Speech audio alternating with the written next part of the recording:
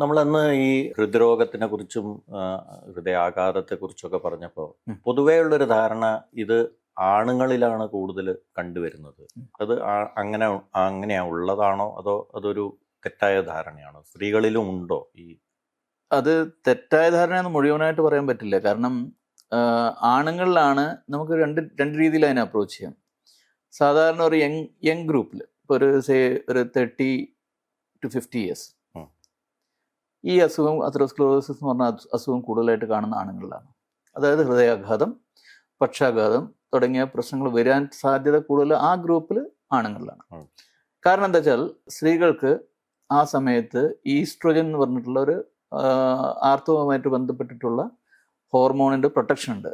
നമ്മൾ oestrogen umbrella എന്ന് അതിനെ വിളിക്കുക. അവർ അംബ്രല്ലയുടെ അണ്ടറിലാണ് അവരിയ്ക്കുന്നത്. അപ്പൊ അത് കാരണം ഉണ്ടാവില്ല എന്നുള്ളതല്ല, പക്ഷേ മെയിൽസുമായിട്ട് കമ്പയർ ചെയ്യുമ്പോൾ ഫീമെയിൽസിന്, സ്ത്രീകൾക്ക് വരാനുള്ള സാധ്യത തുലവും കുറവാണ്. പക്ഷെ അതേസമയം ആർത്തവിരാമത്തിന് ശേഷം ഇത് പല മടങ്ങ് സ്ത്രീകൾക്ക് കൂടും.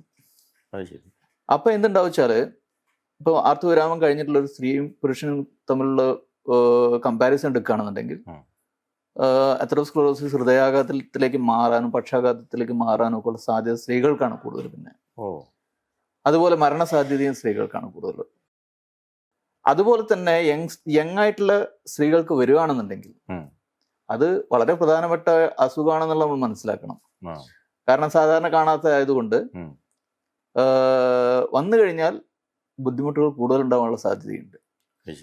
അപ്പൊ ഇങ്ങനെയുള്ള ചില വ്യത്യാസങ്ങൾ സ്ത്രീയും പുരുഷനും തമ്മിൽ ഹൃദയാഘാതത്തിന്റെ കാര്യത്തിലുണ്ട്. അപ്പൊ നമ്മളിപ്പോ അത് പറയുമ്പോൾ നമ്മൾ പൊതുവേ പറയൂലോ, ഈ prevention is better than cure എന്ന് പറയുന്ന ഒരു സാധനമുണ്ട്. അന്ന് അതെ, കഴിഞ്ഞതിൽ നമ്മൾ അതിന്റെ പല ക്യൂറിനെ കുറിച്ചൊക്കെ സംസാരിച്ചു. ഈ പ്രിവെൻഷൻ എന്ന് പറയുന്നത്, അല്ലെങ്കിൽ ഇതിന് വളരെ വ്യക്തമായിട്ടുള്ള പ്രിവെന്റീവ് മെത്തേഡ്സ് ഉണ്ടോ? ഈ ഒരു ഹൃദയാഘാതം അല്ലെങ്കിൽ ഹൃദയരോഗം ഉണ്ടാവാതിരിക്കാൻ വേണ്ടിയിട്ടുള്ള പ്രിവെന്റീവ് മെഷേഴ്സ് ഉണ്ടോ? അതൊന്ന്.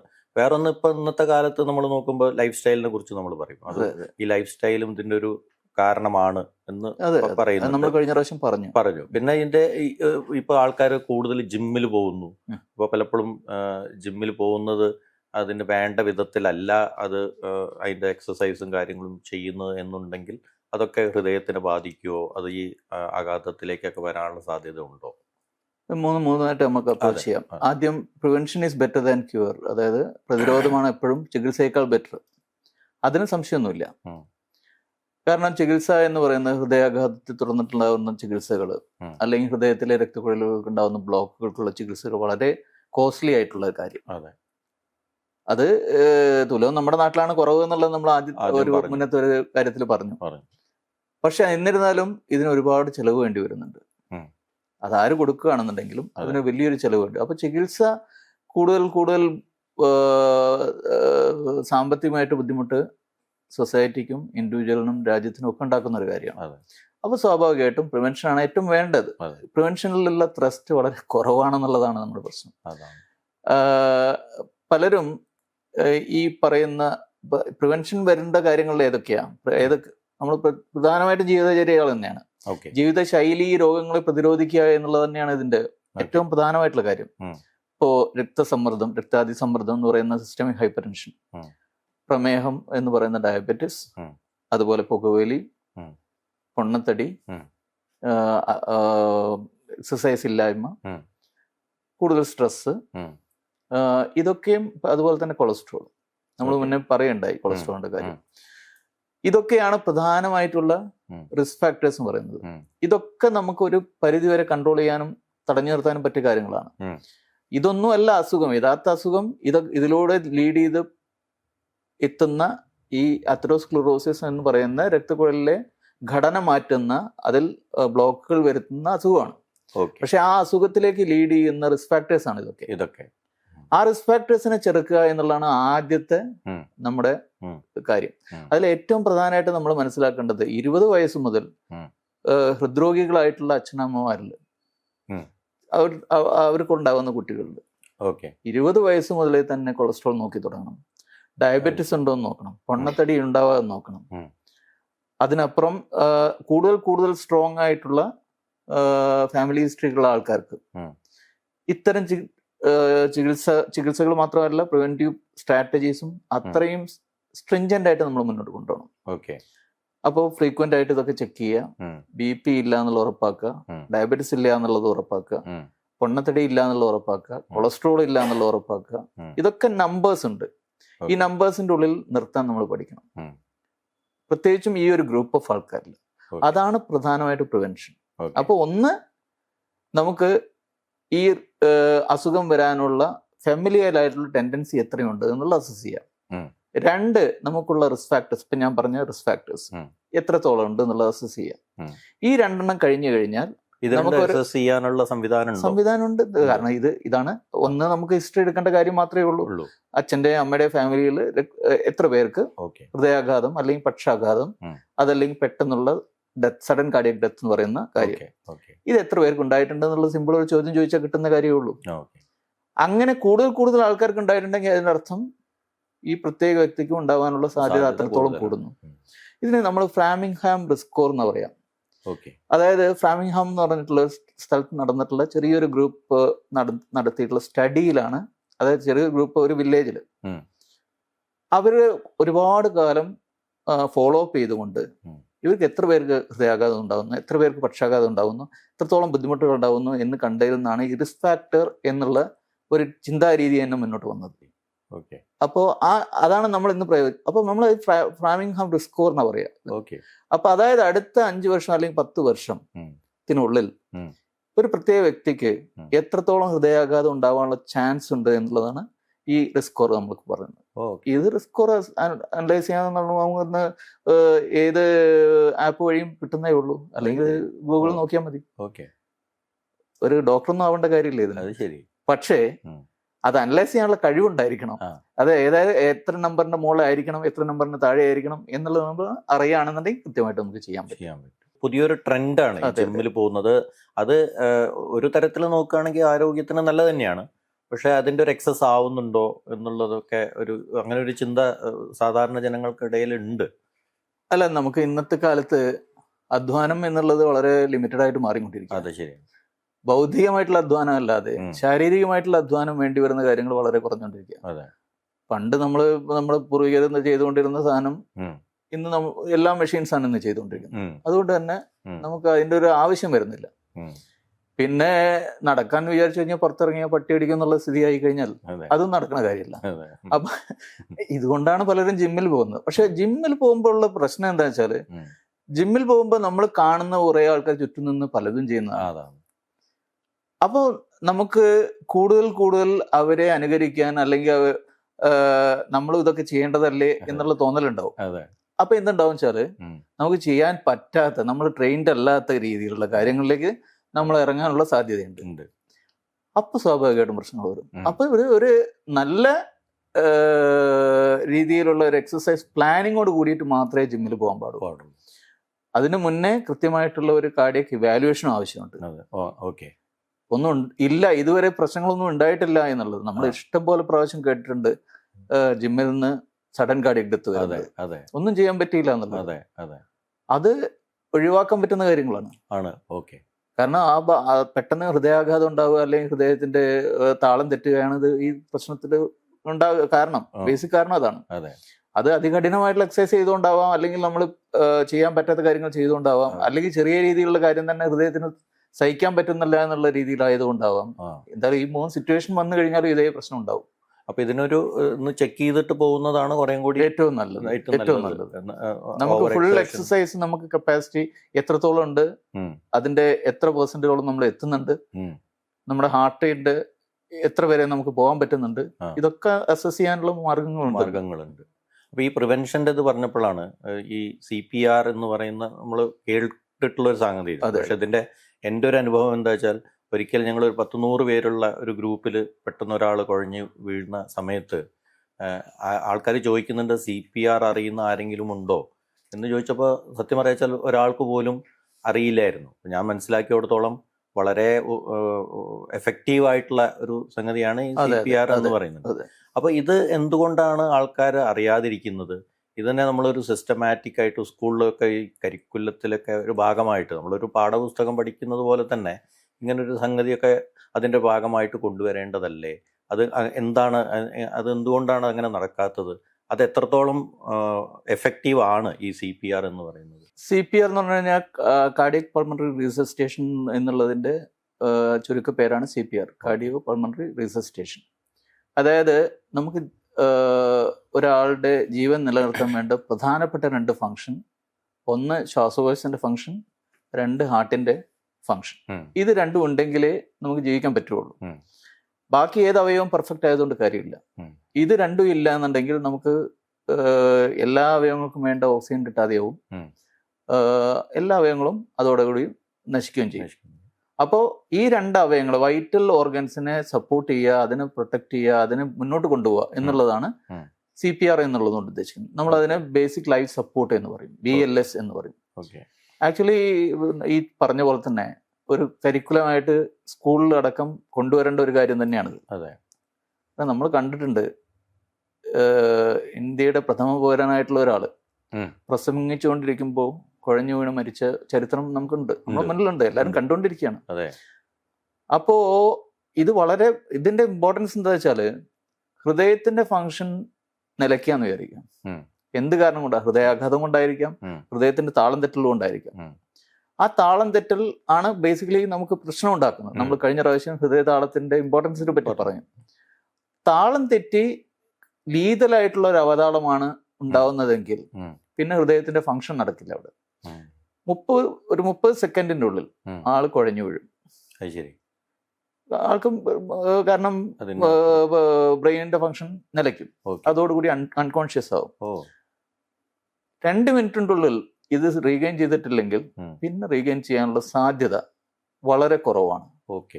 അപ്പോൾ നമുക്ക് കിട്ടാവുന്ന 2-3 മിനിറ്റാണ് ഒരാളെ റീസസിറ്റേറ്റ് ചെയ്യാൻ നമുക്ക് കിട്ടാവുന്ന മാക്സിമം ടൈം. അതാണ് CPR എന്നുള്ളത് കൊണ്ട് ഉദ്ദേശിക്കുന്നത്. ഓക്കെ, അപ്പോൾ അതില് നമുക്ക് കാർഡിയാക് ഇമ്പൾസസ് കൊടുക്കുക, കൈ കൊണ്ട് ഹൃദയത്തിനെ ശക്തിയായിട്ട് അമർത്തി പ്രവർത്തിപ്പിക്കുക, അതായത് ഹൃദയത്തിന്റെ പമ്പിങ് മുന്നോട്ട് കൊണ്ടുപോകാൻ വേണ്ടിയിട്ടുള്ള കാര്യങ്ങൾ ചെയ്യുക. അതിനൊപ്പം കൃത്രിമമായിട്ട് ശ്വാസം കൊടുക്കുക. ഈ 2 കാര്യങ്ങളാണ് അവിടെ നടക്കുന്നത്. അത് കൃത്യമായിട്ടുള്ള രീതിയുണ്ട്, അതിന് പ്രോട്ടോകോൾ ഉണ്ട്. അത് കുട്ടികൾക്കും മുതിർന്നവർക്കും വ്യത്യാസമുണ്ട്. അപ്പൊ ഈ 2 കാര്യങ്ങളും പഠിച്ചിരിക്കേണ്ടത് വളരെ അത്യാവശ്യമാണ്. ഒരു മോഡേൺ സൊസൈറ്റിയിൽ എല്ലാ പൗരന്മാരും അറിഞ്ഞിരിക്കണം എന്നാണ് ഞാൻ പറയാം. അതാണ്, അതെന്തുകൊണ്ടാണ് അത് അറിയാതെ പോകുന്നത് എന്നുള്ള വലിയൊരു ചോദ്യമാണ്. ഇതില് ഇന്ത്യൻ മെഡിക്കൽ അസോസിയേഷനും അതുപോലെ തന്നെ കാർഡിയക് സൊസൈറ്റി ഓഫ് ഇന്ത്യയും അതുപോലെ ഒരുപാട് സൊസൈറ്റീസ് ഇതിലേക്ക് കുറേ ഇറങ്ങിയിട്ടുണ്ട്. സ്കൂൾസിൽ കൊടുക്കുന്നുണ്ട് ഇത്തരം ട്രെയിനിങ്ങൾ, ഓട്ടോറിക്ഷ ഗ്രൂപ്പിന് കൊടുത്തിട്ടുണ്ട്, ഡ്രൈവേഴ്സിന് കൊടുത്തിട്ടുണ്ട്, ആംബുലൻസിന് പിന്നെ എന്തായാലും അവർക്ക് അറിയണം. ആംബുലൻസ് ഡ്രൈവേഴ്സ് ആവണമെന്നുണ്ടെങ്കിൽ അവർക്ക് BLS കോഴ്സ് നിർബന്ധമാണ്. അതുപോലെ തന്നെ പാരാമെഡിക്സിനും ഇത് നിർബന്ധമാണ്. പക്ഷെ അതല്ലാതെ തന്നെ ഉള്ള ആൾക്കാർക്ക്, ഏറ്റവും കൂടുതൽ ആൾക്കാർക്ക് എത്തിക്കാൻ പറ്റുക എന്നുള്ളതാണ് നമുക്ക് വേണ്ടത്. വളരെ അത്യാവശ്യമുള്ളൊരു കാര്യമാണ്. ഇതിപ്പോ ഈ CPR കൊടുത്താൽ ഒരു റിക്കവറിയുടെ ചാൻസ് എത്രത്തോളം?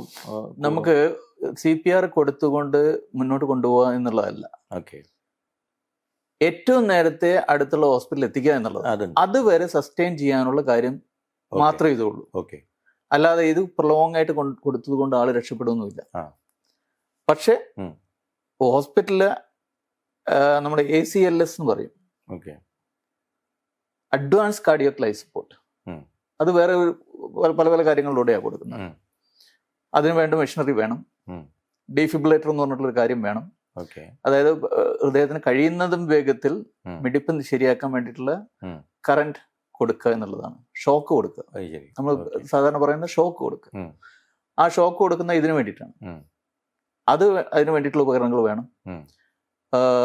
ചിലയിടത്ത് ഈവൻ പൊതുജനങ്ങൾക്ക് പോലും ഉപയോഗിക്കാൻ പറ്റുന്ന രീതിയിൽ ICDs ഇന്ന് അവൈലബിൾ ആണ്. നമ്മൾ പോവാണെങ്കിൽ കാണാം, എയർപോർട്ട്സിൽ, വലിയ വലിയ മാൾസിൽ ഒക്കെ ICD നിർബന്ധമാണ്. നമുക്കത് ഉപയോഗിക്കണം, അറിയണമെന്ന് മാത്രമേ. അത് സിമ്പിളായിട്ടുള്ള കാര്യമാണ്. ആക്ച്വലി ഒരാൾ കുഴഞ്ഞു വീണ ഒരു മരിക്കാനുള്ള സംഭവം ഒറ്റ ഷോക്ക് കൊണ്ട് ചിലപ്പോൾ രക്ഷപ്പെടും.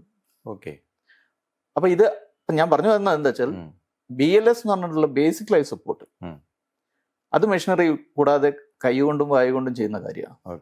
അപ്പൊ അത് നമുക്ക് ഒരു പരിധി വരെ മുന്നോട്ട് കൊണ്ടുപോകാൻ പറ്റുള്ളൂ. അത് ഏറ്റവും നേരത്തെ ഹോസ്പിറ്റലിൽ എത്തുക, അല്ലെങ്കിൽ ഒരു ഒരു ഒരു ചികിത്സകന്റെ അല്ലെങ്കിൽ ഒരു പാരാമെഡിക്കിന്റെ അടുത്ത് എത്തിക്കാൻ പറ്റുന്ന വരെയുള്ള കാര്യങ്ങൾക്ക് ആണ് ഇത് ഉപയോഗിക്കുന്നത്. ഓക്കെ. അപ്പോൾ നേരത്തെ ഇതിൻ്റെ ഇടയിൽ പറഞ്ഞല്ലോ, നമ്മൾ ഒരു ഹിസ്റ്ററി നോക്കുക എന്ന് പറഞ്ഞല്ലോ. എന്ന് പറഞ്ഞാൽ ഒരു ഫാമിലി ഹിസ്റ്ററി നോക്കിക്കഴിഞ്ഞാൽ നമുക്ക് ഇതിൻ്റെ സാധ്യതകളെ കുറിച്ചൊക്കെ മനസ്സിലാക്കാൻ പറ്റും എന്ന് പറഞ്ഞതുപോലെ തന്നെ ഇപ്പോൾ ഒരു പുതിയൊരു DNA ടെസ്റ്റിലൂടെ ഇതിനെ കണ്ടുപിടിക്കാം, ജീനോളജിന്നോ എന്ന് പറഞ്ഞിട്ട്. ഇപ്പം നാളെ ഞാനൊരു ഇത് കേട്ടു, നമ്മളുടെ DNA ടെസ്റ്റ് ചെയ്ത് കഴിഞ്ഞാൽ വളരെ ചെറുപ്പത്തിൽ അവർ പറയുന്നത് 10 വയസ്സിലോ 15 വയസ്സിലോ ഒക്കെ തന്നെ ഈ DNA ടെസ്റ്റ് ചെയ്ത് കഴിഞ്ഞാൽ ഭാവിയിൽ വരാൻ പോകുന്ന രോഗത്തിനെ പോലും നിർണ്ണയിക്കാൻ പറ്റും. എത്രയോ വെറും ഇമീഡിയറ്റ് ഫാമിലി അല്ലാണ്ട് തന്നെ അതിൻ്റെ പിന്നിലേക്കുള്ള ഫാമിലിയുടെ ചരിത്രം പോലും അറിയാൻ പറ്റും. ഇത് സത്യത്തിൽ ഈ ഒരു DNA ടെസ്റ്റോ അല്ലെങ്കിൽ ജീനോളജി എന്ന് പറയുന്നത് ഇന്ന് എത്രത്തോളം റിലവൻ്റ് ആണ്? അതിനൊരു സാധ്യത ഉണ്ടോ? സാധ്യതയുണ്ട്. പക്ഷേ നമുക്ക് എന്താ വെച്ചാല് ഹ്യൂമൻ ജീനോം പ്രോജക്റ്റ് എന്ന് പറഞ്ഞിട്ടുള്ള സാധനത്തില് നമുക്കറിയുന്ന ജീൻസ്, കൃത്യമായിട്ട് പഠിക്കപ്പെട്ടിട്ടുള്ള ജീൻസ് എന്ന് വെച്ച് കഴിഞ്ഞാൽ ഒരു ക്രോമസോമിന്റെ ചില പീസുകളാണ് ജീൻസ്. ഓക്കെ, ഈ സാധനമാണ് ഒരു അടുത്ത തലമുറയിലേക്ക് കൈമാറ്റം ചെയ്യപ്പെടുന്നത്. അതായത് ഒരു അച്ഛനും അമ്മയിൽ നിന്നും 2 ഗ്രൂപ്പ് ക്രോമസോംസ് ആണ് അങ്ങോട്ട് കൊടുക്കുക. അതായത് ഈ ടോട്ടൽ ക്രോമസോംസിന്റെ ടോട്ടൽ നമ്പർ ഷെയർ ചെയ്തിട്ട് കുട്ടിയിലേക്ക് കൊടുക്കുന്നു. ഇതാണ് കുട്ടി എങ്ങനെയായിരിക്കണം എന്നുള്ള ബേസിക്കലി സെല്ലുകൾക്കുള്ള തീരുമാനം എടുക്കാൻ പറ്റുന്ന അതിലൂടെയാണ്. നമ്മൾ എങ്ങനെയായിരിക്കണം, നമ്മുടെ മൂക്ക് എങ്ങനെയായിരിക്കണം, ചെവി എങ്ങനെയായിരിക്കണം, നമ്മുടെ ശബ്ദം എങ്ങനെയായിരിക്കണം, നമ്മുടെ നിറം എങ്ങനെയായിരിക്കണം, മുടി എങ്ങനെയായിരിക്കണം, ഇതൊക്കെ ജനറ്റിക്കലി ഡിറ്റർമിൻഡ് ആണ്. നമ്മുടെ അച്ഛൻ്റെ അമ്മയുടെ നിന്ന് അല്ലെങ്കിൽ നമ്മുടെ പൂർവികരുടെ അടുത്ത് അവർ വഴി കിട്ടിയിട്ടുള്ള കാര്യങ്ങൾ. ഇതിൽ വരുന്ന ജെനറ്റിക്സ് ജീൻസിന്റെ എണ്ണം ഒരുപാടുണ്ട്. നമുക്ക് കൗണ്ട് ചെയ്യാൻ പറ്റുന്നതിന്റെ അപ്പുറമാണ്. അപ്പൊ ഇത് കംപ്ലീറ്റ് ആയിട്ട് ഇത് എന്തിനു വേണ്ടിയിട്ടാണ് ഇത് കോഡ് ചെയ്ത് വെച്ചിട്ടുള്ളത് നമുക്കറിയില്ല. പലതും കാൻഡിഡേറ്റ് ജീൻസ്, പലതും നമുക്കറിയാം. ഈ ജീൻ ഇന്ന കാര്യം ചെയ്യുന്നു ശരീരത്തിൽ, അല്ലെങ്കിൽ ഒരു സെല്ലിനകത്ത് ഇന്ന കാര്യം ചെയ്യുന്നു, അതിന്റെ ബയോകെമിക്കൽ റിയാക്ഷൻ ഇത് വഴിയാണ് അത് ശരിയാക്കുന്നത് എന്നുള്ളത് നമുക്കറിയാൻ പറ്റും. കുറെ കാര്യങ്ങൾ ചെയ്ത് വെച്ചിട്ടുണ്ട്. പക്ഷെ പലതും കാൻഡിഡേറ്റ് ജീൻസ് ആണ്, എന്നുവെച്ചാൽ പോസിബിൾ ആയിട്ടുള്ള കാര്യങ്ങൾ. ഓക്കെ, ഇത് ഇതിലേക്ക് ലീഡ് ചെയ്യാം, ഇത് അതല്ല, ഇതാവാം എന്നുള്ള രീതിയിലുള്ള ഒരു അബ്സ്ട്രാക്ട് തിങ്കിങ്ങിലുള്ള കുറെ കാര്യങ്ങളുണ്ട്. ഒട്ടും അറിയാത്ത ഒരുപാട് ലെങ്ത് പറയുന്നുണ്ട്. അപ്പോ നമുക്ക് അറിയുന്ന കാര്യങ്ങൾ ചില, പ്രത്യേകിച്ചും ക്യാൻസർ, ഭാവിയിൽ വരാനുള്ള ചില ക്യാൻസറുകളുടെ സാധ്യത ജനറ്റിക് സ്റ്റഡി വഴി മനസ്സിലാക്കാൻ പറ്റും. ഓക്കെ, അത് എല്ലാ ക്യാൻസറുകളും അല്ല, ചില പ്രത്യേകതരം ക്യാൻസറുകൾ. നമ്മൾ ഈ പറയുന്ന അസുഖം രക്തക്കുഴലുകളുടെ തടസ്സം എന്ന് പറഞ്ഞത് ഒരു സിംഗിൾ ഫാക്ടർ കൊണ്ടല്ല നമ്മൾ പറഞ്ഞു. എത്ര ജീൻസ് ആണ്, ഏതൊക്കെ ജീൻസ് ആണ്, എത്രത്തോളം ഇതൊക്കെ തമ്മിലുള്ള അങ്ങോട്ടും ഇങ്ങോട്ടുമുള്ള ഇന്ററാക്ഷൻസ് ഉണ്ട്, ഇതൊന്നും വളരെ കൃത്യമായിട്ട് നിർവചിക്കപ്പെട്ടിട്ടില്ല. അത് ചിലപ്പോൾ ഭാവിയിൽ വന്നു കഴിഞ്ഞാൽ ജനറ്റിക് എഞ്ചിനീയറിംഗിലൂടെ ഈ അബ്നോർമൽ സാധനം എടുത്ത് മാറ്റി വേറെ നോർമൽ സാധനം സ്പ്ലിറ്റ് ചെയ്ത് വെക്കേണ്ട സാധനമേ ഉള്ളൂ. ഇത് ഡിലീറ്റ് ചെയ്യുക, പുതിയ ഒന്ന് ആഡ് ചെയ്യുക, വന്നൂടായില്ല, ഭാവിയിൽ പോസിബിൾ ആണ്.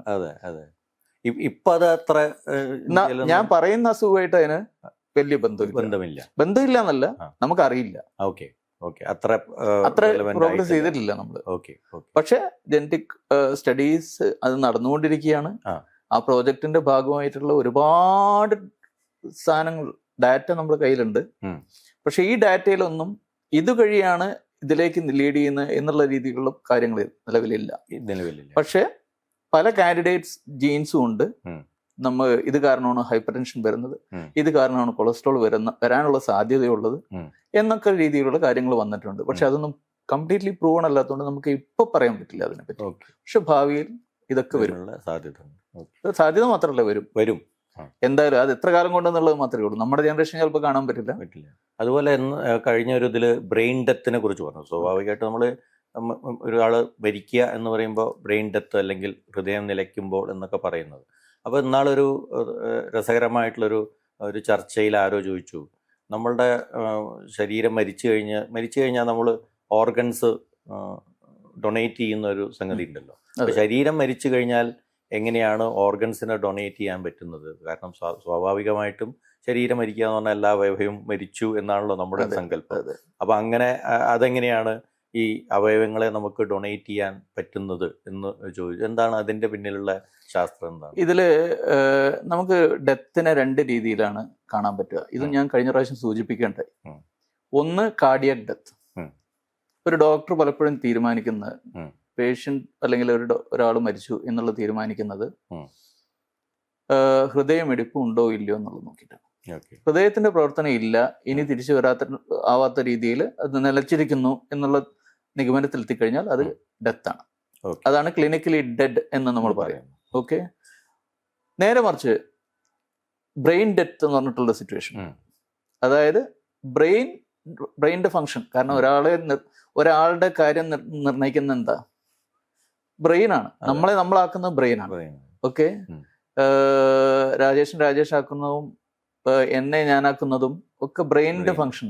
നമ്മൾ എങ്ങനെ ചിന്തിക്കണം, എങ്ങനെ പ്രവർത്തിക്കണം, അല്ലേ, നമ്മുടെ പേഴ്സണാലിറ്റി എന്താണ്, ഒക്കെ ബ്രെയിനാണ് ഡിസൈഡ് ചെയ്യുന്നത്. അപ്പോൾ ബ്രെയിനിന്റെ ഫങ്ഷൻ ടോട്ടലി പോയി നേരിടുക പല പല കാര്യങ്ങളുണ്ടാകും.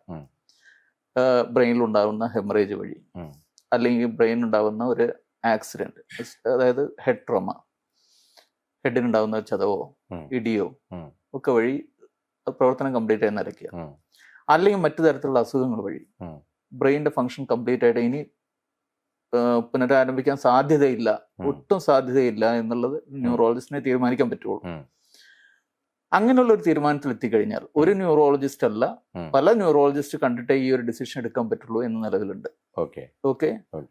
അപ്പൊ അതാണ് ബ്രെയിൻ ഡെഡ് എന്ന് പറയുന്നത്. അങ്ങനെ ബ്രെയിൻ ഡെഡ് ആയിട്ടുള്ള ആൾക്കാരുടെ, പ്രത്യേകിച്ചും ബ്രെയിൻ ഡെഡ് ആവുമ്പോൾ നമ്മൾ ഹോസ്പിറ്റലായിരിക്കും സ്വാഭാവികമായിട്ടും. ഹോസ്പിറ്റലില് ബാക്കിയുള്ള അവയവങ്ങൾക്കൊക്കെ ഉള്ള സപ്പോർട്ട് പോയിക്കൊണ്ടിരിക്കുകയാണ്. ഇപ്പോ ബ്രെയിൻ ഡെഡ് ആവുന്നതോടുകൂടി റെസ്പിറേഷൻ നിലയ്ക്കും. അങ്ങനെയാണോ ഒരാൾ മരിക്കുന്നത്? അങ്ങനെയാണല്ലോ. പക്ഷേ ആ റെസ്പിറേഷൻ മുന്നോട്ട് കൊണ്ടുപോയി കഴിഞ്ഞാൽ, ഇപ്പൊ നമ്മള് എന്താ പറയാ, വെന്റിലേറ്റർ വഴി മുന്നോട്ട് കൊണ്ടുപോവാം. ഹാർട്ടിന്റെ ഫങ്ഷൻ നടന്നുകൊണ്ടിരിക്കുന്നുണ്ടാവാം. അത് മുന്നോട്ട് കൊണ്ടുപോകേണ്ട ആവശ്യം ഉണ്ടാവില്ല. ഹാർട്ടിന് പ്രത്യേകിച്ച് ബ്രെയിനിന്റെ ആവശ്യമില്ല, ഒട്ടും ആവശ്യമില്ല എന്നല്ല. ന്യൂറോണൽ കൺട്രോൾസ് ഉണ്ട്. ഹാർട്ട് എങ്ങനെ ആക്ട് ചെയ്യണം എന്നുള്ള കൃത്യമായിട്ടുള്ള ന്യൂറോണൽ കൺട്രോൾസ് വഴി തന്നെയാണ് നടക്കുന്നത്. പക്ഷേ എന്നിരുന്നാലും അദ്ദേഹത്തിന്റെ പ്രവർത്തനം മുന്നോട്ട് കൊണ്ടുപോകാൻ ബ്രെയിൻ ഇല്ലെങ്കിലും പറ്റും. ഓക്കെ. അപ്പോ ഈ 2 അവയവങ്ങളുടെയും പ്രവർത്തനം മുന്നോട്ട് പോകുന്നതിനനുസരിച്ച് ബാക്കിയുള്ള അവയവങ്ങളൊക്കെ ലൈവായിരിക്കുകയാണ്, ബ്രെയിൻ മാത്രം ഡെഡാണ്. ഓക്കെ. അങ്ങനെയുള്ള ആൾക്കാരിലാണ് ഈ ഹാർവെസ്റ്റിംഗ് സാധ്യതകളുള്ളത്. ബ്രെയിൻ ഒഴികെയുള്ള മറ്റുള്ള അവയവങ്ങൾ ഡൊണേറ്റ് ചെയ്യാനുള്ള സാധ്യതകളുള്ളത് അങ്ങനെയുള്ള ആൾക്കാരിലാണ്. അപ്പോഴാണ് നമ്മൾ ബ്രെയിൻ ഡെഡ് എന്ന് ഡിക്ലെയർ ചെയ്തതിന് ശേഷം അവരുടെ കൺസെന്റിനെ പറ്റി ആലോചിക്കുന്നതും, അവർക്ക് അങ്ങനെ ഒരു താല്പര്യം ഉണ്ടോ എന്നുള്ളത് ആലോചിക്കുന്നതും, ഉണ്ടെങ്കിൽ ഏതൊക്കെ അവയവങ്ങൾ എങ്ങനെയൊക്കെ ചെയ്യാം എന്നുള്ള ഒരു സാധനത്തിലേക്ക് എത്തുന്നത്. അതെ. ഇപ്പൊ ഈ പറഞ്ഞതിന്റെ ഇടയിൽ നമ്മളൊരു ഈ വെന്റിലേറ്റർ എന്ന് പറയുന്നുണ്ട്, വളരെ കോമൺ ആയിട്ടുള്ള സാധനമാണ് ഈ വെന്റിലേറ്റർ. എന്താണ് ഈ വെന്റിലേറ്ററിൽ, എന്താണ് വെന്റിലേറ്ററിലേക്ക് മാറ്റുക എന്ന് പറയുമ്പോൾ എന്താണ് അത് ഉദ്ദേശിക്കുന്നത്? അതുകൊണ്ടുള്ള ഗുണങ്ങൾ എന്താണ്? ഗുണങ്ങളല്ല, ഈ റെസ്പിറേഷൻ, നമ്മുടെ റെസ്പിറേഷൻ എന്ന് പറഞ്ഞാൽ നമ്മുടെ ശ്വാസോച്ഛ്വാസം നമുക്ക് നടന്നുകൊണ്ടിരിക്കുന്ന ലങ്സിന്റെ ഫംഗ്ഷൻ വഴിയാണ്. ശ്വാസോച്ഛ്വാസം വഴി ലങ്സിലേക്ക് എത്തുന്ന എയറിനെ ഓക്സിജൻ അബ്സോർബ് ചെയ്ത് പ്യൂരിഫൈ ബ്ലഡിലേക്ക് കലർത്തി വിടുക എന്നുള്ളതാണല്ലോ ലങ്സിന്റെ കാർബൺ ഡൈ ഓക്സൈഡിനെ അന്തരീക്ഷത്തിൽ തിരിച്ചു പറഞ്ഞയക്കുക. ഇതാണ് ബേസിക് ആയിട്ടുള്ള ഫംഗ്ഷൻ. ഒരുപാട് ഫംഗ്ഷൻസ് വേറെയുണ്ട്. പക്ഷെ ഈ ഒരു ഫംഗ്ഷൻ നടക്കണമെന്നുണ്ടെങ്കിൽ ലങ്സ് മര്യാദയ്ക്ക് വർക്ക് ചെയ്യണം. ഒരു ന്യൂമോണിയ വന്നു, ഇപ്പൊ നമ്മൾ കണ്ടിട്ട് കോവിഡ് ഏറ്റവും നല്ല എക്സാമ്പിൾ ആയിരുന്നു. അത് ഭയങ്കരമായിട്ടുള്ള ന്യൂമോണിയ. അങ്ങനെയുള്ള ഒരാൾക്ക് ശ്വാസോച്ഛ്വാസം കൃത്യമായിട്ട് നടത്താൻ പറ്റില്ല. അപ്പൊ അവിടെ ഡിസ്നിയ എന്ന് പറഞ്ഞാൽ നമുക്ക് ശ്വാസം മുട്ടൽ എന്ന് നമുക്ക് പറയാവുന്ന രീതിയിലുള്ള പ്രശ്നങ്ങൾ വരും. തുടക്കത്തിൽ ശരീരത്തിലെ ഓക്സിജന്റെ അളവ് കുറയാൻ തുടങ്ങും. സ്വാഭാവികമാണ്, കാരണം ശ്വാസകോശത്തിന്റെ ഫംഗ്ഷൻ നടത്തുന്നത്. അപ്പോൾ അത് കൂട്ടാനുള്ള മാർഗമാണ് വെന്റിലേറ്റർ. അത് 2 രീതിയിലുള്ള വെന്റിലേറ്റർ ഉണ്ട്. നോൺ ഇൻവേസീവ് ആയിട്ടുള്ള വെന്റിലേറ്റർ ഉണ്ട്. ഇൻവേസീവ് ആയിട്ട് നമുക്ക് ട്യൂബ് ഘടിപ്പിച്ചിട്ട് ശ്വാസക്കുഴലിനുള്ളിലേക്ക് ട്യൂബ് ഇട്ട് അതിലൂടെ മെഷീൻ കണക്ട് ചെയ്തിട്ടുള്ള വെന്റിലേഷൻ ഉണ്ട്. അത് ഇൻവേസീവ് വെന്റിലേറ്റർ എന്ന് പറയും. ഈ 2 രീതിയിലുള്ള വെന്റിലേറ്റർ ആണ് ഇപ്പൊ നിലവിലുള്ളത്. അപ്പൊ അതായത് ശ്വാസം നിലച്ചു പോവുകയോ ശ്വാസത്തിന്റെ പ്രശ്നങ്ങൾ ഉണ്ടാവുകയോ ലങ്സിന്റെ ഫംഗ്ഷൻ അബ്നോർമൽ ആവുകയോ അത് കാരണം ഓക്സിജന്റെ അളവ് കുറഞ്ഞുകൊണ്ടിരിക്കുക, കാർബൺ ഡൈ ഓക്സൈഡ് കൂടിക്കൊണ്ടിരിക്കുക രക്തത്തിൽ എന്നുള്ള സ്ഥിതി വരുന്ന ആൾക്കാർക്കാണ് വെന്റിലേറ്റർ എന്നുള്ള കാര്യം വേണ്ടി വരുന്നത്. ഇതിൽ വേറൊരു നമ്മൾ സാധാരണ ഒരു ഹെൽത്തി ആയിട്ടിരിക്കുക, ഒരു മനുഷ്യൻ ഹെൽത്തി ആയിട്ടിരിക്കുക എന്ന് പറയുമ്പോൾ അതിന് കുറേ പാരാമീറ്റേഴ്സ് ഒക്കെ നമ്മൾ പറയുമല്ലോ, BP അല്ലെങ്കിൽ വെയിറ്റ്, BMI എന്നൊക്കെ പറയുന്നത്. അതുപോലെ ഈ കാർഡിയാക് പാരാമീറ്റർ വല്ലതും ഉണ്ടോ എന്ന് പറഞ്ഞാൽ ഒരു ഹെൽത്തി മനുഷ്യന് അദ്ദേഹത്തിൻ്റെ കാർഡിയാക്കിൻ്റെത് ഇങ്ങനെ ഈ ഒരു പാരാമീറ്റർ വേണം, അങ്ങനെ വല്ല? അതാണ് ഞാൻ നേരത്തെ കുറച്ച് നമ്പേഴ്സിനെ പറ്റി സൂചിപ്പിച്ചത്. ഇപ്പൊ ഈ പറഞ്ഞ കാര്യങ്ങൾ തന്നെയാണ് അതിലേക്ക് വരുന്നത്. കാരണം BP എന്തായിരിക്കണം? ഓക്കെ, BP 120 എന്നുള്ള സിസ്റ്റോളിക് BP, അടിയിൽ വരുന്നത് 80, ഇതിന്റെ താഴെയായിരിക്കണം സാധാരണ ഒരാളെ സംബന്ധിച്ചിടത്തോളം. ഇതിലും കൂടി കഴിഞ്ഞാൽ ഇതാണ് വേണ്ട നമ്പർ. ഓക്കെ, അതിനേക്കാളും കൂടി കഴിഞ്ഞാൽ ചെറുതായിട്ട് പ്രശ്നം തുടങ്ങിയിട്ടുണ്ട് എന്നുള്ളതാണ്. പിന്നെയുള്ളത് നമ്മൾ പറഞ്ഞു കൊളസ്ട്രോളിന്റെ ലെവല്. കൊളസ്ട്രോളിന്റെ ലെവല് LDL കൊളസ്ട്രോള് 100 താഴെയായിരിക്കണം. 70 താഴെയായിരുന്നാൽ ഏറ്റവും നന്നായി, പ്രത്യേകിച്ചും ഹൈ റിസ്ക് ഉള്ള ആൾക്കാർക്ക്. ഡയബറ്റീസിന്റെ കാര്യമാണെന്നുണ്ടെങ്കിൽ HbA1c എന്നുള്ള കാര്യം വെച്ചിട്ടാണ് നമ്മൾ ഗ്ലൈക്കോസിലേറ്റഡ് ഹീമോഗ്ലോബിൻ എന്ന് പറയും. പണ്ടൊക്കെ നമ്മൾ fasting blood sugar, post prandial blood sugar ഒക്കെ നോക്കിയിരുന്നത്. അതായത് ഭക്ഷണം കഴിക്കുന്നതിന് മുന്നേ ഉള്ള ഷുഗർ, ഭക്ഷണം കഴിച്ചതിന് 2 മണിക്കൂർ കഴിഞ്ഞിട്ടുള്ള ഷുഗർ ഒക്കെയാണ് നമ്മൾ നോക്കിക്കൊണ്ടിരുന്നത്. ഇന്ന് നമ്മൾ നോക്കുന്ന HbA1c എന്ന് പറയുന്ന ഗ്ലൈക്കോസിലേറ്റഡ് ഹീമോഗ്ലോബിന്റെ അളവ് എത്രത്തോളം ഉണ്ടെന്നുള്ളതാണ്. അത് ഒരു ദിവസത്തെ കാര്യമല്ല, 3 മാസത്തെ ഏകദേശം 3 മാസത്തെ ആവറേജ് വാല്യൂ ആണ് നമുക്ക് അതിൽ തരിക. അത് ബ്ലഡ് ഷുഗർ എങ്ങനെ ബിഹേവ് ചെയ്തു ഈ 3 മാസത്തിന്റെ ഉള്ളിൽ എന്നുള്ളതാണ് അതിന്റെ. 3 മാസത്തില് നിരന്തരമായിട്ട് 3 മാസത്തിൽ ഇത് വളരെ ഇൻട്രസ്റ്റിംഗ് ആയിട്ടുള്ള ഒരു കാര്യമാണ്. ആദ്യം ഞാൻ നമ്പറിലേക്ക് വരാം, അതിനുശേഷം ഞാൻ അതിലേക്ക് വരാം. HbA1c 7% താഴെയായിരിക്കണം, പറ്റുവാണെങ്കിൽ 6% താഴെയായിരിക്കണം. ഡയബറ്റിക് ആണെന്നുണ്ടെങ്കിൽ 7% താഴെയായിരിക്കണം. നോർമൽ ആയിട്ടുള്ള ഒരു ഇൻഡിവിജ്വലിനെ സംബന്ധിച്ചിടത്തോളം 6% താഴെയായിരിക്കണം. 6% മുകളിലാണെങ്കിൽ കുറേശ്ശെ ഡയബറ്റീസ് തുടങ്ങാനുള്ള സാധ്യതയുണ്ട് എന്നുള്ളതാണ്. അപ്പൊ അത് റിസ്ക് ആണ്. 7% മുകളിൽ പോവുകയാണെങ്കിൽ അത് ഡയബറ്റീസ് ആണ്, പ്രമേഹ രോഗമാണ്. അപ്പൊ എന്തായാലും ചികിത്സിക്കണം. പിന്നെ ഇതുപോലെ തന്നെ നമുക്ക് obesity, BMI, body mass index എന്ന് പറയുന്ന സാധനം 24 താഴെയായിരിക്കണം. ഓക്കെ, 24 മുതൽ 26, 27 വരെയൊക്കെ കുഴപ്പമില്ല. പക്ഷെ 27 മുകളില് 30 മുകളിലൊക്കെ റിയലി റിസ്കിയാണ്. പക്ഷെ അത് ഡയറക്റ്റ് ആയിട്ടുള്ള ഒരു ലിങ്ക് ഉണ്ടോ എന്ന് ചോദിച്ചു കഴിഞ്ഞാൽ അത്രത്തോളം ലിങ്ക് ഇല്ല എന്ന് ഞാൻ പറയും, മറ്റു രണ്ടുമായിട്ടുള്ളത് പോലെ. ഇപ്പൊ നമ്മൾ നേരത്തെ പറഞ്ഞ ഡയബറ്റീസ്, BP ഒക്കെ പറഞ്ഞ പോലെയുള്ള കാര്യമാണ്. അത്രത്തോളം കൊളസ്ട്രോൾ അതൊക്കെ ആയിട്ട് ഉള്ള ബന്ധം പോലെ അത്രത്തോളം ഡയറക്റ്റ് ആയിട്ടൊരു ബന്ധം ഒബീസിറ്റിക്ക്, പൊണ്ണത്തടിക്ക് ഇല്ല. കാരണം പൊണ്ണത്തടിയുള്ള പല ആൾക്കാരും ലോങ് ആയിട്ട് ജീവിക്കുന്നതായിട്ട് കണ്ടിട്ടുണ്ട്. 3 മാസം കഴിയുമ്പോൾ മറിയുന്ന ഒരു സാധനമാണോ HbA1c എന്നത്? അങ്ങനെയല്ല, 3 മാസം ആവറേജ് ഷുഗർ ആണ് നമ്മൾ അതിൽ അസസ് ചെയ്യുന്നത്. അപ്പൊ ഈ 3 മാസത്തിന്റെ ഇടയിൽ ഉണ്ടാകുന്ന വ്യതിയാനങ്ങൾ മുഴുവൻ മീനായിട്ട് പ്ലോട്ട് ചെയ്യുന്നതാണ് HbA1c. അപ്പൊ പലരുടെയും ആ വിചാരം ഈ പറഞ്ഞ പോലെ 3 മാസം കഴിയുമ്പോൾ ഒന്ന് നമ്മൾ കലണ്ടർ മറിക്കുന്ന പോലെ അടുത്തേക്ക് പോകുന്നുള്ളതല്ല. അങ്ങനെയല്ല, ഓരോ നിമിഷവും മാറിക്കൊണ്ടിരിക്കേണ്ടത്. ഈ 3 മാസത്തെ ആവറേജ് ആണ് നമ്മൾ എടുത്തുകൊണ്ടിരിക്കുന്നത്, അത്രേ ഉള്ളൂ. ഇപ്പൊ നാളെ തൊട്ടിട്ടുള്ള അടുത്ത 3 മാസത്തെ, ഇതിന് മുന്നേ ഉള്ള 3 മാസത്തെ, നാളത്തെ കൂട്ടിയിട്ടുള്ള 3 മാസത്തെ, ഒരാഴ്ച കഴിഞ്ഞിട്ടാണെങ്കിൽ ഒരാഴ്ച വിട്ടിട്ട് 3 മാസത്തെ, ഇങ്ങനെയുള്ള ഒരു മീൻ വാല്യൂ കാൽക്കുലേഷൻ ആണ് അതിൽ നടക്കുന്നത്. ഇത് ശരീരം തന്നെ ചെയ്യുന്നതാണ്.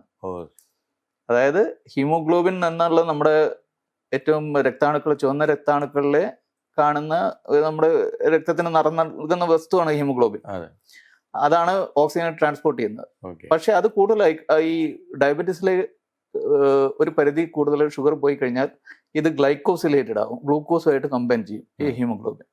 അപ്പൊ എത്ര % ഹീമോഗ്ലോബിൻ ഗ്ലൂക്കോസുമായിട്ട് കമ്പൈൻ ചെയ്തിട്ടുണ്ട്, ഗ്ലൈക്കോസിലേറ്റഡ് ആയിട്ടുണ്ട്, അതാണ് ഗ്ലൈക്കോസിലേറ്റഡ് ഹീമോഗ്ലോബിൻ. അത് പെർസെൻറ്റേജ് വൈസാ പറയാ. ടോട്ടൽ ഹീമോഗ്ലോബിന്റെ എത്ര %? അതാണ് ഞാൻ പറഞ്ഞ 7%, 6%. 6% താഴെയായ നന്ന്, 6% കൂടുതലാണെങ്കിൽ വാർണിംഗ് സൈൻ യെല്ലോ, 7% ആണെന്നുണ്ടെങ്കിൽ രോഗിയായി, ഡയബറ്റീസ് ആയി. അതുപോലെ തന്നെ ഇന്ന് ഈ സ്പെഷ്യലൈസേഷൻ ഉണ്ടല്ലോ, എവിടെ പോയാലും ഡോക്ടേഴ്സൊക്കെ സ്പെഷ്യലൈസ്ഡ് ആണ്. ഇപ്പോൾ VK കാർഡിയോളജി ആണ്. അത് എത്രത്തോളം ഗുണം ചെയ്യുന്നുണ്ട് ശരിക്കും? പണ്ടൊക്കെ നമുക്കൊരു ജനറൽ മെഡിസിൻ അല്ലെങ്കിൽ ഒരു ഫാമിലി ഡോക്ടർ കൺസെപ്റ്റ് ഉണ്ടായിരുന്നു പണ്ട്. എന്ത് രോഗം ഉണ്ടെങ്കിലും വീട്ടിൻ്റെ അടുത്തുള്ള ഒരു ഫാമിലി ഡോക്ടറുടെ അടുത്തേക്ക് പോവുക, അദ്ദേഹമാണ് ബാക്കിയുള്ള ചികിത്സയൊക്കെ നമുക്ക് ഗൈഡ് ചെയ്തു തരുന്നത്. ഇന്ന് പക്ഷേ ഒരു ഡോക്ടറെ അടുത്ത് പോയി കഴിഞ്ഞാൽ ഇതാണോ എന്ന് ഉറപ്പില്ലാത്തത് കൊണ്ട് മറ്റൊരു ഡോക്ടറെ അടുത്തേക്ക് പോകുന്നു, ചിലപ്പോൾ മൂന്നാമത്തെ ഡോക്ടറുടെ അടുത്തേക്ക് പോകുന്നു. ഈ സ്പെഷ്യലൈസേഷൻ എത്രത്തോളം ഗുണകരമാണ്? ഈ സ്പെഷ്യലൈസേഷന്റെ പ്രശ്നമല്ല അത്. ആക്ച്വലി നമ്മുടെ സൊസൈറ്റിയുടെ ആറ്റിറ്റ്യൂഡിന്റെ പ്രശ്നമാണ്. ഓക്കെ, നമുക്ക് സൊസൈറ്റിക്ക് ഒരു ഹെൽത്ത് കെയർ സിസ്റ്റം എങ്ങനെയായിരിക്കണം എന്നുള്ളത് ഒരു കൃത്യമായിട്ടുള്ള ഒരു കാഴ്ചപ്പാടില്ല. അത് ഭരണകർത്താക്കൾക്കും ഇല്ല എന്നുള്ളതാണ് ഏറ്റവും വലിയൊരു പ്രശ്നം കിടക്കുന്നത്. നമുക്ക് ഒരു പ്രതിരോധ സ്ട്രാറ്റജി ഉണ്ട്, ഫിനാൻഷ്യൽ സ്ട്രാറ്റജി ഉണ്ട്, പക്ഷെ ഒരു ഹെൽത്ത് സ്ട്രാറ്റജി ഇല്ല. നമ്മൾ അതിലേക്ക് പോകുന്നില്ല. നമ്മൾ വെറുതെ കുറെ ഒരു ഫ്ലോ ആയിട്ടുള്ള കാര്യങ്ങൾ ഇതിലേക്ക് കൊണ്ടുവരാൻ ശ്രമിക്കുന്നു. അത് എക്സിക്യൂട്ടീവ്സ് അതുപോലെ തന്നെ. ഇതിലേക്ക് കൂടുതൽ ഇറങ്ങിക്കഴിഞ്ഞാൽ ഈ ചോദ്യത്തിനൊക്കെ ഉത്തരം കിട്ടുള്ളൂ. ഇപ്പം നമ്മൾ യൂറോപ്യൻ കൺട്രീസിൽ പോവുകയാണെന്നുണ്ടെങ്കിൽ അവിടെ ഒരുപാട് പ്രശ്നങ്ങളുണ്ട്. കാരണം ഒരു ഡോക്ടറെ കാണണമെന്നുണ്ടെങ്കിൽ ഒരുപാട് വെയിറ്റ് ചെയ്യണം. പക്ഷേ ഒരു സ്പെഷ്യലിസ്റ്റിനെ ഡയറക്റ്റ് ആയിട്ട് അവിടെ പോയി കാണാൻ പറ്റില്ല. ഇപ്പൊ ഒരു ജനറൽ ഫിസിഷ്യനെ കാണണം, പറ്റില്ല. ഫാമിലി ഫിസിഷ്യൻ കണ്ടു കഴിഞ്ഞിട്ട്, അതായത് ബേസിക് MBBS ഉള്ള ഒരു ഫാമിലി ഫിസിഷ്യൻ ഉണ്ടാവും. ഒരു ഗ്രൂപ്പ് ഓഫ് വില്ലേജിന് ഇത്ര ഒരാള് ഫുള്ളി സർട്ടിഫൈ ചെയ്ത് മുകളിലേക്ക് അയച്ചാൽ മാത്രമേ ഇത് കാണുള്ളൂ. അതുകൊണ്ടാണ് ഈ ഡിലേ വരുന്നത്. ഓക്കെ, പിന്നെ അവിടെ സബ് സ്പെഷ്യാലിറ്റി എന്ന് പറയാം. സൂപ്പർ സ്പെഷ്യാലിറ്റി നമ്മൾ പറയുന്ന കാർഡിയോളജി, ന്യൂറോളജി തുടങ്ങിയ കാര്യങ്ങളിലേക്ക് പോകണമെന്നുണ്ടെങ്കിൽ ഈ ജനറൽ ഫിസിഷ്യൻ റെഫർ ചെയ്യണം. ഓക്കെ, അപ്പോൾ ഒരു സ്ട്രക്ചേർഡ് റെഫറൽ സിസ്റ്റം അവിടെ ഉണ്ട്. നേരെ കുറച്ച് നമുക്ക് എന്താണ് ഇവിടെ നടന്നുകൊണ്ടിരിക്കുന്നത്? നമുക്ക് ഇന്നൊരാളെ കാണിക്കും, നാളെ വേറെ ആളെ കാണിക്കും, എന്നിട്ട് രണ്ടാളെ കുറ്റവും പറയും. നമ്മൾ ശരിയായില്ല. ഞാൻ ചോദിക്കാറുണ്ട് ഒരു ചോദ്യം, കിണർ കുഴിക്കുമ്പോൾ നിങ്ങൾ എത്ര പ്രാവശ്യം കുഴിക്കും? ഓരോ മീറ്റർ വെച്ചിട്ട് 10 സ്ഥലത്ത് കുഴിക്കുമോ, അതോ വെള്ളം കാണുന്ന ഒരു സ്ഥലത്ത് കുഴിക്കുമോ? ഈ ഒരു ചോദ്യത്തിന് നമ്മൾ മറുപടി കണ്ടേ പറ്റുള്ളൂ.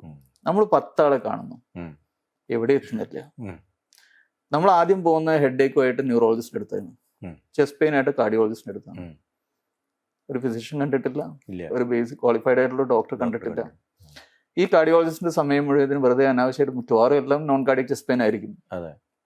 കാർഡിയോളജി ആയിട്ട് യാതൊരു ബന്ധവുമില്ലാത്ത സൂപ്പർഫിഷ്യൽ ആയിട്ടുള്ള ചെസ്റ്റ് പെയിൻ ആയിരിക്കും. ചിലപ്പോൾ റിബിന്റെ ഇടയിലുള്ള ഒരു ഫ്ലൂയിഡ് റിട്ടൻഷൻ മാത്രമേ ഉണ്ടാവുള്ളൂ, നീർക്കെട്ട് നമ്മൾ പറയുന്ന കാര്യം മാത്രമേ ഉണ്ടാവുള്ളൂ. എന്നാലും വന്നു കഴിഞ്ഞാൽ നോക്കാണ്ടിരിക്കാൻ പറ്റുമോ? അപ്പൊ നമുക്കൊരു റെഫറൽ സിസ്റ്റം ഇല്ല. അത് വേണമെന്ന് ഇവിടെ ആർക്കും തോന്നുന്നില്ല, രോഗികൾക്കും തോന്നുന്നില്ല, ഭരണകർത്താക്കൾക്കും തോന്നുന്നില്ല, ഇതിലേക്ക് നൈപുണ്യമുള്ള ആൾക്കാർക്കും തോന്നുന്നില്ല, ഡോക്ടർമാർക്കും തോന്നുന്നില്ല എന്നുള്ളത് ഞാൻ പറയാം. ഇങ്ങനെയൊക്കെ ഇങ്ങനെ പോയാൽ മതി. ആ ഒരു പ്രശ്നമുണ്ട്. അപ്പൊ നമ്മൾ എപ്പോഴും പറയുന്ന ഒരു കാര്യമുണ്ട്, സൊസൈറ്റിക്ക് എന്താ കിട്ടണം എന്നുള്ളത് അവരെന്താണ് ആഗ്രഹിക്കുന്നുള്ളതനുസരിച്ചിട്ടുള്ളതേ അവർക്ക് കിട്ടുള്ളൂ. അവര് നല്ലൊരു സിസ്റ്റം ആഗ്രഹിച്ചു കഴിഞ്ഞാൽ അവർക്ക് കിട്ടാനുള്ളത് കിട്ടും. പക്ഷെ അതിന് അതിൻ്റെതായിട്ടുള്ള ചില ഗുണങ്ങളും ഉണ്ടല്ലോ, സ്പെഷ്യലൈസേഷൻ ഉണ്ട്. നമ്മൾ നേരത്തെ പറഞ്ഞു, നമ്മുടെ ഒരു പക്കാ സിസ്റ്റം ഇന്നിപ്പോ ഏത് രാത്രിയിലും ചെസ്റ്റ് പെയിൻ ആയിട്ട് നമുക്ക് ഓടിച്ചെല്ലാം ഒരു കാർഡിയോളജിസ്റ്റിന്റെ സേവനം കിട്ടും, അല്ലെങ്കിൽ ഹെഡ് ഏക്കുമായിട്ട് ഒരു ന്യൂറോളജിസ്റ്റിന്റെ സേവനം കിട്ടും. അത് വലിയൊരു കാര്യമാണ്. അത് മറ്റേ വെസ്റ്റേണൈസ് സിസ്റ്റത്തിനായിട്ട് കമ്പയർ ചെയ്യുമ്പോൾ വളരെ വലിയൊരു കാര്യമാണ്. കാരണം പ്രസവം അടുത്തിട്ടുള്ളൊരു എൻ്റെ വളരെ അടുത്തുള്ള ഒരാള് അമേരിക്കയിൽ നിന്ന് 3 പ്രാവശ്യം പോയിട്ടാണ് ഡെലിവറി ഡേറ്റിന് 3 പ്രാവശ്യം പോയിട്ടാണ് അഡ്മിഷൻ ആയത്. കാരണം അവർക്ക് കിടത്താൻ സൗകര്യമില്ല, സ്ഥലമില്ല. അത്രയും ഇപ്പൊ പ്രസവിക്കുന്നുള്ള സ്ഥിതി ആയി കഴിഞ്ഞാൽ മാത്രമേ അവർ അഡ്മിറ്റ് ചെയ്യുള്ളൂ. അതുവരെ നോക്കുന്നത് പോലും ഡോക്ടറല്ല, അവിടുത്തെ നേഴ്സാണ്. അവരൊക്കെ ട്രെയിൻഡ് ആണ്, അല്ല എന്നുള്ളതല്ല. കാരണം അവരെല്ലാം വളരെ ലീഗലി മോണിറ്റേർഡ് ആണ്, വലിയ ലിറ്റിഗേഷൻ ആണ്. എന്തെങ്കിലും പ്രശ്നം പറ്റിക്കഴിഞ്ഞാൽ കോടിക്കണക്കിന് ഡോളേഴ്സ് ക്ലെയിം ചെയ്യാൻ പറ്റുന്ന സിസ്റ്റമാണ്. അപ്പൊ ആരും തെറ്റൊന്നും ചെയ്യില്ല, അതല്ല ഞാൻ പറഞ്ഞു. പക്ഷെ അതിൻ്റെതായിട്ടുള്ള ബുദ്ധിമുട്ടുകൾ അതിലുണ്ട്, ഇതിൻ്റെതായിട്ടുള്ള ബുദ്ധിമുട്ടുകളുണ്ട്.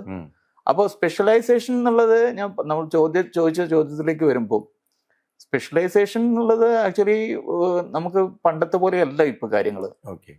കാരണം എന്താ വെച്ചാൽ മെഡിസിൻ ഹാസ് ഗ്രോൺ, ഒരുപാട് ഡാറ്റ നമുക്ക് അവൈലബിൾ ആണ്. പണ്ടത്തെ പോലെയല്ല, നമ്മുടെ ബുക്കുകൾ തന്നെ വളരെ വലുതായി പോയി. ഇത് പഠിച്ചു തീർക്കണം എന്നുണ്ടെങ്കിൽ കൃത്യമായിട്ട് പണ്ട് നമുക്ക് പഠിച്ചു തീർക്കാനും വലിയ ബുദ്ധിമുട്ടായിരുന്നു. പക്ഷെ ഇപ്പൊ പഠിച്ചു തീർക്കേണ്ട രീതി നോക്കുകയാണെന്നുണ്ടെങ്കിൽ ഇത് മുഴുവൻ ചെയ്യണമെന്നുണ്ടെങ്കിൽ നടക്കുന്ന കാര്യമല്ല. അപ്പോ ഇതിന്റെ ഒരു ബാക്ക് ബോൺ പഠിച്ചെടുക്കുക, ബാക്കി അതിന്റെ സ്പെഷ്യലൈസ്ഡ് ആയിട്ടുള്ള ആൾക്കാർ ചെയ്യട്ടെ എന്നുള്ളത് തന്നെ ചെയ്യാൻ പറ്റുള്ളൂ നമുക്ക്. കാരണം അത്ര അധികം ചേഞ്ച് വന്നുകൊണ്ടിരിക്കുകയാണ് ലോകത്തില്. ഈ ഹെൽത്ത് സിസ്റ്റത്തില് വരുന്ന അറിവിന്റെ കാര്യത്തിലാണെന്നുണ്ടെങ്കിലും ശരി, ടെക്നോളജിയുടെ കാര്യത്തിലാണെന്നുണ്ടെങ്കിലും ശരി, എല്ലാം അങ്ങനെയാണ്. അതെ. അപ്പൊ ഇതെല്ലാം കൂടി എത്താൻ ഒരാൾ വിചാരിച്ചാൽ പറ്റില്ല. അത് ശരി. അങ്ങനെ ഒരു കാര്യം കൂടി ഉണ്ട്. അതുണ്ട്. അപ്പോൾ നമ്മൾ ഈ ഹൃദയം എന്ന് പറഞ്ഞാൽ എന്തായാലും ശരീരത്തിൻ്റെ പ്രധാനപ്പെട്ട ഒരു അവയവമാണ്, നമുക്കറിയാം. ഈ ശാസ്ത്രത്തിൻ്റെ ഇതിലും ഹൃദയത്തിനെ ഒഴിച്ചുകൂടാൻ പറ്റില്ല. എന്നാലും ഈ ഹൃദയത്തിന് വളരെ വൈകാരികമായിട്ടുള്ള ചില തലങ്ങളും ഉണ്ടല്ലോ. അപ്പോൾ നമ്മൾ ഹൃദയപൂർവം എന്നൊക്കെ പറയുന്നത്, അല്ലെങ്കിൽ ഹൃദയത്തോട് ചേർത്ത് നിർത്തുക. അപ്പോൾ ഈ ഹൃദയം എന്നുള്ളൊരു വാക്ക് ഹൃദയം എന്നുള്ള വാക്ക് കേൾക്കുമ്പോൾ തന്നെ നമുക്ക് വല്ലാത്തൊരു അടുപ്പവും എന്തൊക്കെയോ തോന്നും. അതിന്റെ ഭാഗമായിട്ടാണ് കഴിഞ്ഞ കുറി നമ്മൾ BK ഹൃദയ താളത്തിനെ കുറിച്ച് പറയുന്നുണ്ടായല്ലോ. അപ്പോൾ ഈ ഹൃദയ താളം എന്ന് പറയുന്ന ഒരു റിതമാണല്ലോ, ഒരു ശരീരത്തിന്റെ ഒരു റിതം.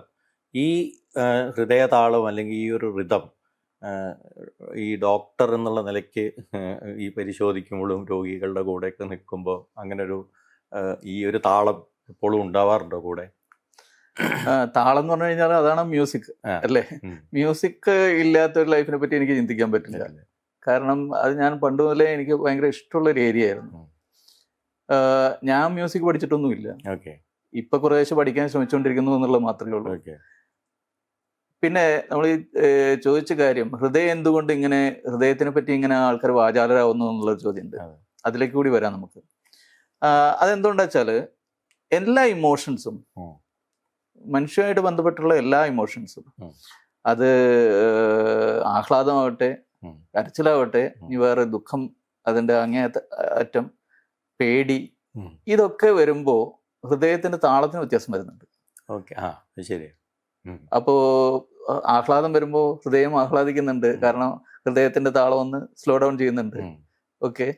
നേരെ മറിച്ച് ദുഃഖം വരുമ്പോ ഹൃദയതാളം കൂടുതലാവുന്നുണ്ട്. നേരെ മറിച്ച് ഭയം വരുമ്പോ വളരെ ദ്രുതഗതിയിലാവുന്നുണ്ട്. അപ്പോ താളം മാറുന്നുണ്ട്. ഈ താളത്തിന്റെ എക്സ്പ്രഷൻ നമുക്ക് ഫീൽ ചെയ്യുന്നതുകൊണ്ടാണ് ഹൃദയം ഹൃദയം അവിടെ ഉണ്ട് എന്നുള്ളത് ആ സമയത്ത് നമുക്ക് മനസ്സിലാവുന്നതുകൊണ്ടാണ് ഈ പല കാര്യങ്ങളും ഹൃദയമായിട്ട് ബന്ധപ്പെട്ട് നമ്മൾ ആക്ച്വലി ഇതൊന്നും ഹൃദയം ചെയ്യുന്ന കാര്യമല്ല. ഇത് ബാക്കിയുള്ള ഹോർമോൺസ്, ശരീരത്തിലുള്ള ഹോർമോൺസ് ഹൃദയത്തിന്റെ മുകളിൽ പ്രവർത്തിച്ച് അത് ഹൃദയത്തിന്റെ ഫംഗ്ഷനെ മാറ്റുന്നു എന്നുള്ളത് മാത്രമേ ഉള്ളൂ. അപ്പൊ അതുകൊണ്ട് അത് തന്നെയാണ് ആ താളം വ്യത്യാസം വരുമ്പോ, അതിന്റെ ഫംഗ്ഷൻ വ്യത്യാസം വരുമ്പോ മ്യൂസിക്കിലും വ്യത്യാസം വരുന്നു.